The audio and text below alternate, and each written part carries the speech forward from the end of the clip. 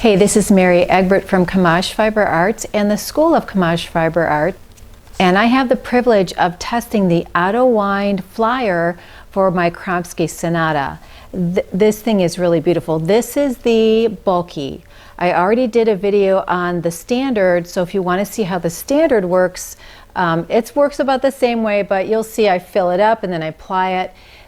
This is much larger, and what's really cool about these flyers is they will hold the regular bobbins from Kromski, so you don't have to buy extra bobbins for these flyers. Here's another really cool feature on this flyer.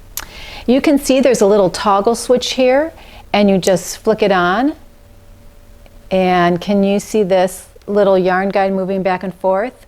So as this yarn guide moves back and forth, it deposits the yarn in a really beautiful way on the bobbin. So you can pack a lot more yarn on this bobbin. On the standard, I think I got like 5.5, 6, I got a lot. I got a lot of yarn on that bobbin. You have to go see the video. So I'm going to be doing a bulky yarn on this because this is quite, look at the whorls. So this whorl is quite large. This is the one I'm going to use. So there's 1, 2, 3, 4 different whorl sizes on this flyer, and it gives you a lot of variety of what you can make. But I'm going to be using the big one because it's bulky, and the orifice is a little bit bigger so it can handle thicker yarns. It's not going to be quite that thick, but look how big that is, that you can do bubbles and, you know, any sort of art yarn on this flyer. So let's get to spinning and let me show you how this works.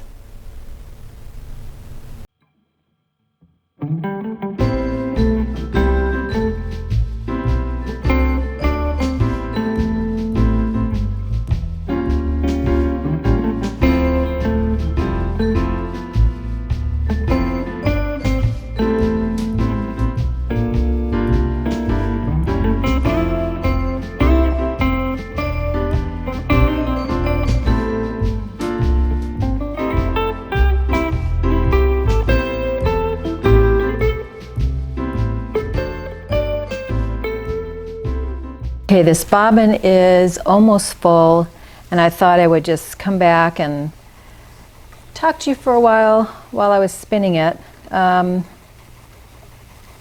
This is a rug grade yarn. It's super coarse, but someone said, what am I going to do with it? And I thought, well, you know what, maybe I'll make like a what do they call that, a open knit bag, a market bag for the beach or something like that. I think this would be really good at the beach.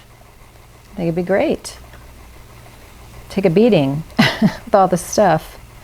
I honestly don't know how much fiber I have on this. I haven't been keeping track, but I'm going to show you a way to measure it, to weigh the wool, because I'm going to wind this on 2 bobbins so I can ply it. I don't ply from a center pull ball or an Andean ply from this large of a bobbin. It's just too much to handle.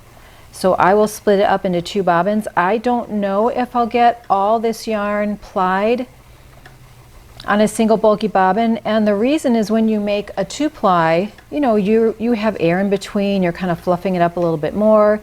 It doesn't fit as tight together as singles would, so you probably will not get all of this on a bulky bobbin plied, but you're going to get a lot of it because as you saw in my other video spinning on the standard, we got almost all of it. Almost. I think maybe we didn't get an ounce or so on, but that's awesome. But once you know how much your bobbin will hold for applying, then you just spin that amount of yarn. And because I'm testing it, I'm just spinning and spinning until it's really full. But you would weigh out your fiber first and then spin it, and then you know exactly how much you'll have.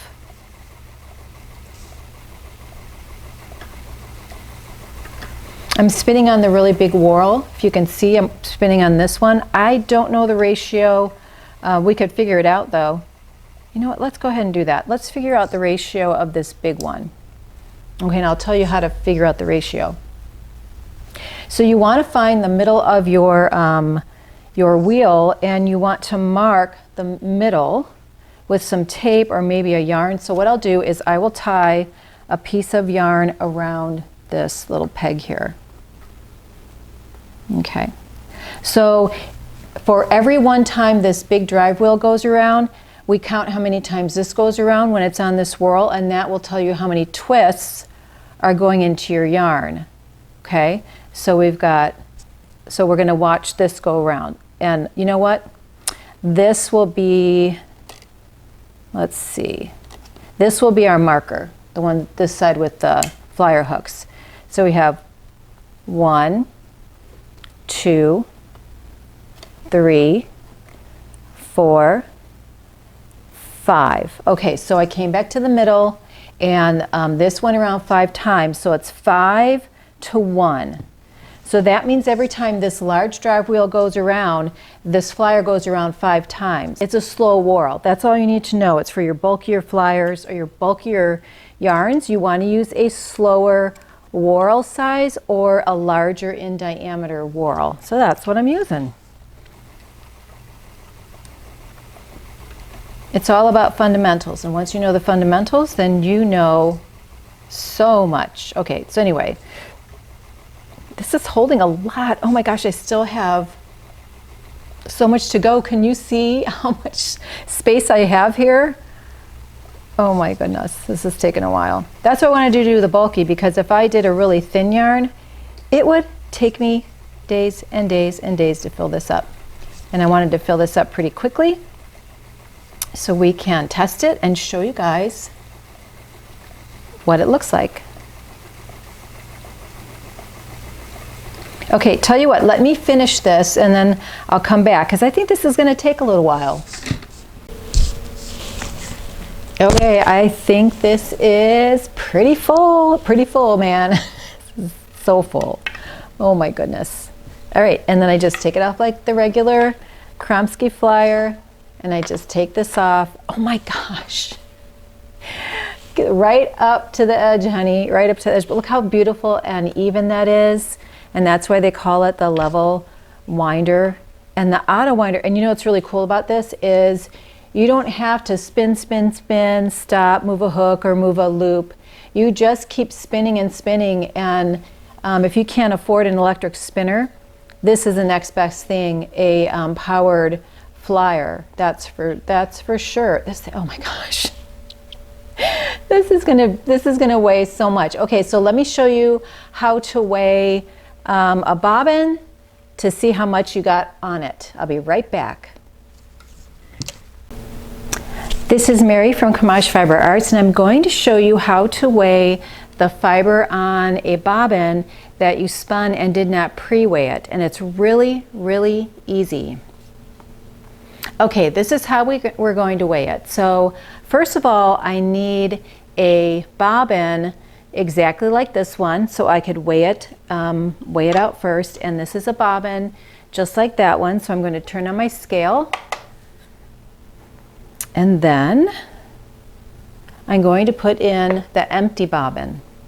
So we're going to tear it out, which means we're going to make it go to 0, because we don't want to include the weight of the bobbin on the bobbin that's full of yarn. We just want to weigh the yarn. So I'm going to take it off my flyer, and then I will set it in the scale. Oh my gosh. Oh my gosh, there's 10 ounces of fiber on that bulky bobbin. This is a Kromski Sonata bulky bobbin spun on the bulky auto winder flyer from Auto Wind Systems. Oh my gosh, I cannot believe I can't believe it's 10 ounces. That's ridiculous. Okay, so anyway, we need to somehow split this up, which means we need to rewind it on two storage bobbins. And this is what the storage bobbins look like. And hopefully we'll be able to get it half and half. To wind it, I will use today my Fiber Artist Supply winder. This thing is fantastic. I love it. And you can take a look at the Kamaj School of Fiber Arts. I have a Spinning and Fiber Extravaganza year-long workshop that shows you how to use this winder and why you would use it. This is one reason to use it, but there's other reasons to use it as well. So head on over to Kamaj Fiber Arts or the Kamaj School of Fiber Arts and check out the class. We would love to have you in there. It shows you so many cool things about spinning and consistency and all sorts of stuff. All right, so I'm going to go wind those bobbins and I'll come back and we'll do some plying.